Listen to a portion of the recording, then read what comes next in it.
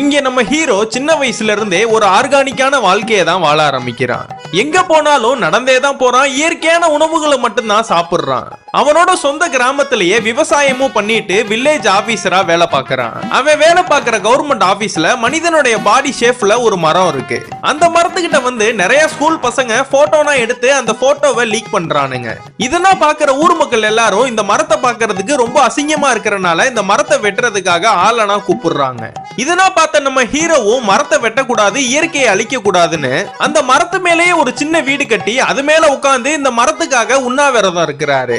இவர் கடுமையா போராடுறத பார்த்து நிறைய நியூஸ் சேனல்லாம் அங்க வந்துடுறாங்க. இவர் இந்த ஒரு மரத்துக்காக உண்ணாவிரதம் இருக்கிறனால டிவி நியூஸ் சேனல் எல்லாம் வந்து பிரபலமாகிடுறாரு.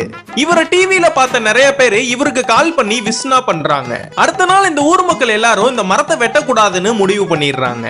அதனால இவரு வெற்றிகரமா முடிச்சு இவரு கீழே இறங்கி வந்துடுறாரு. இவருக்கு நிறைய பேர் வாழ்த்துனா தெரிவிக்கிறாங்க.